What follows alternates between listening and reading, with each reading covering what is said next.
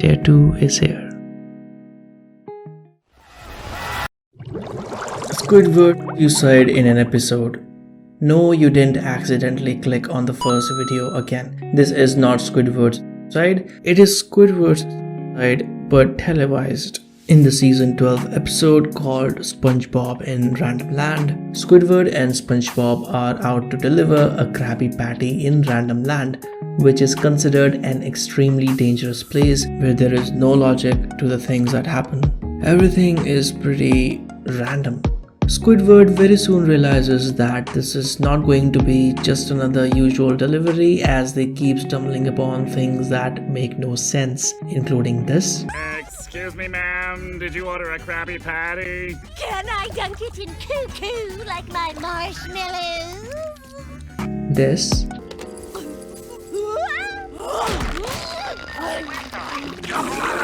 And this, a series of doors out of nowhere, of which Squidward opens 3. The first one reveals. In the second one, he sees. And though the third one now has been changed to this, a baby Squidward, but initially what Squidward saw in it was this. The infamous Squidward's red clip of himself, aka Red Mist. It's quite amazing if you ask me that Nick did that. A TV program referencing a creepypasta. How often does that happen? I also see it as their way to say that the Squidward's thing isn't true and it makes no sense, which is why it resides in Random Land, as that is where there are things that don't make any sense. If you see how I'm saying this, maybe not, but yeah, that's what the entry is about. This place is a nightmare! Astrology with Squidward. Let's do another one of Squidward, why not? Astrology with Squidward was a bunch of Squidward shorts that appeared in the Nick commercials between 2000 and 2001, where Squidward would present horoscopes, or rather a roast of the zodiac signs. Apparently, there were 6 such shorts in which Squidward talked about Pisces, Taurus, Gemini, Cancer, Leo, and Sagittarius. But regardless of Squidward skipping 6 zodiac signs, there had been massive debate that there exists 2 more shorts for Virgo and Libra, which are lost. But if there are lost shorts out there, why just Virgo and Libra? Why can't all remaining 6 be lost, assuming Squidward had covered all of the 12 zodiac signs, you might ask? Well, that is apparently because of a misleading Wikipedia article followed by a bunch of posts on the internet using that misleading Wikipedia article as a source, resulting in more and more people believing it, ultimately giving rise to what's probably a misunderstanding. We could say that with better surety now, because Vincent Waller, a SpongeBob crew member, himself clarified in 2018 that what's available online, that is these 6 shorts, are all that they did, and no other short is lost or anything, because he never covered the entire chart in the first place. Well, thanks to Vincent's memory, because when Vincent asked Roger Bumpus about this, the voice actor of Squidward itself, he couldn't even recollect doing any such shorts in the first place. Yeah, no wonder why this resides in Tier 2. Well, anyways, it's pretty safe to say there is no lost media. Hey, SpongeBob's back! Incidental 70.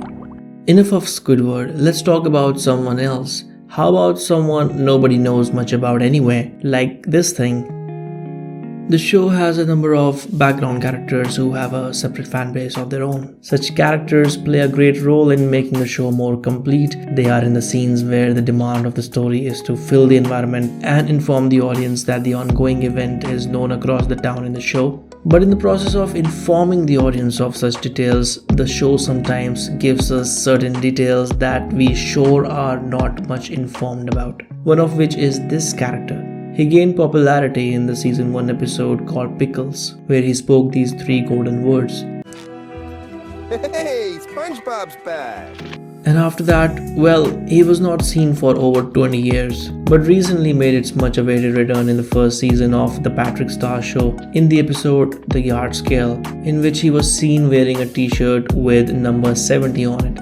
That is also why he is called Incidental 70. And well, then he finally made his official return to the main series in season 13 episode Potato Puff.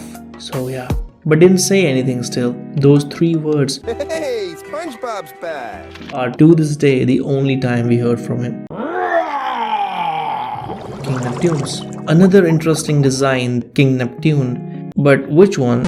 I would have sworn they are 2 different characters from 2 different shows. But no, these are 2 designs for the same character, King Neptune. The movie design is way different than the TV show design. And yes, as you saw in this video, how characters can change depending on the changes in the team working behind it. But how come such massive difference, you might ask? Well, there is a different reason in this case, because this one is due to a firewall that was between Nickelodeon and Paramount Pictures, due to which stuff was recreated because it couldn't be reused.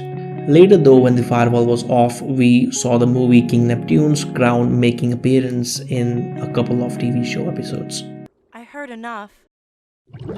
Mindy not in other episodes. Well, King Neptune is not alone. His daughter Princess Mindy faced similar issues. After her first appearance in the SpongeBob SquarePants movie, we didn't get to see her in the series. This was also due to that firewall that was there between 2004 to 2015, which prevented any film element to be used in the show. But again, after the firewall was lifted, we got to see her in the season 12 episode SpongeBob's Big Birthday Blowout that was made to celebrate the 20th anniversary of Sponge. No. Not again. Mrs. Puff is a criminal. This is a relatively new theory by the YouTuber Alex Bale, which says that Mrs. Puff has been running away from her past life where she indirectly caused death to an individual. He has his 30-minute long video jam-packed with mind-blowing observations that would lead you to believe that there is much more to Mrs. Puff than what meets the eye. Like how she is delusional and how she has a dark past and a bleak future. And just like everything else, this is also linked in the description. In this very popular video, you'll get to see how apparently Mrs. Puff is not her real name, why she changed her name, and where she actually is from, how she likes to make the escape, and the secret of this episode, the answer to this photo, why she has all this stuff, and so much more. I don't want to spoil all the fun. One course meal creepypasta. That was pretty dark. Goes to show we're on our way to the depths of the iceberg. So here is another creepypasta.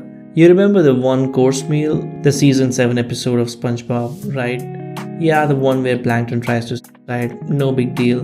But well, it is a big deal when someone tells us that there was actually an alternative version of that episode that was called not one course meal but Plankton got served. Why was it called Plankton got served?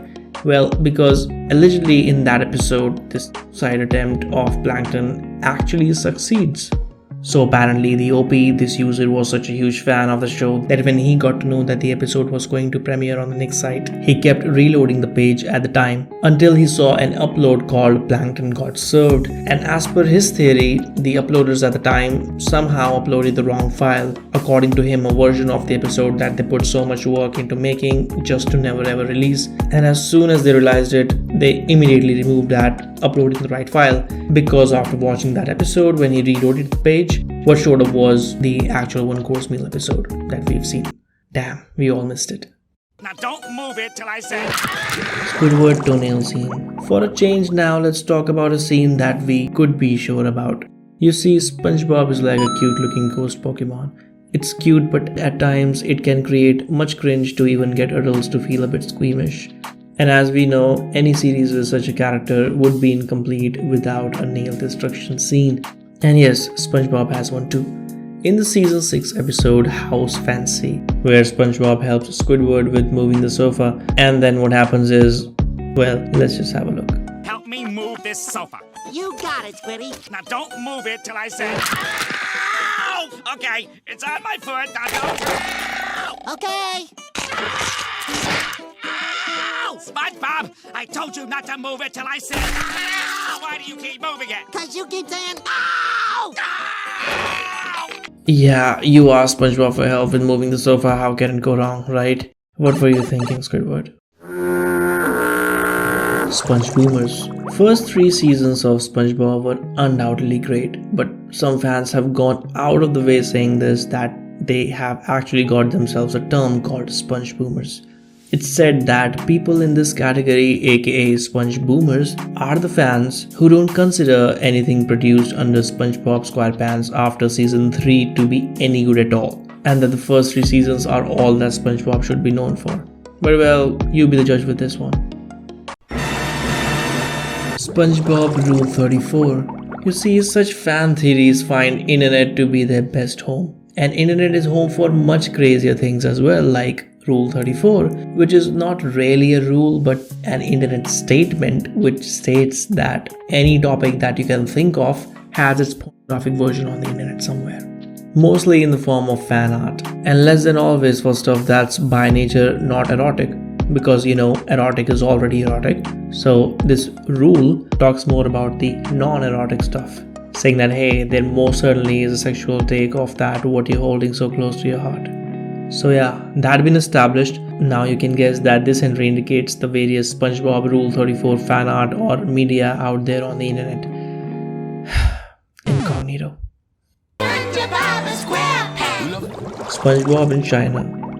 SpongeBob in China was a mockery video that received so much attention in 2007 that it was advertised as being the biggest YouTube comedy video of all time from Netherlands with over 80 million views and one of the top 20 worldwide on the Boom Chicago site. What is Boom Chicago?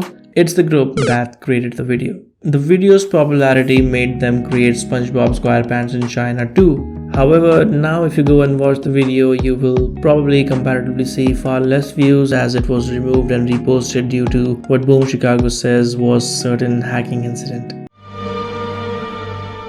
The first movie was the finale. This is for the mind behind Mr. Steven Hillenburg. The 2004 movie was the finale of SpongeBob for him, as in 2004 he decided not to renew his contract with SpongeBob. He then returned to a life much like his early days in the Art Institute, surfing, making animations, etc. Well, thank you, Mr. Hillenburg. You shall forever be missed. And on that note, I'll go and get things set up for the tier 3. If you're still here, I got these suggestions for you. Have a nice rest of the day or a good night's sleep, and I'll see you guys around.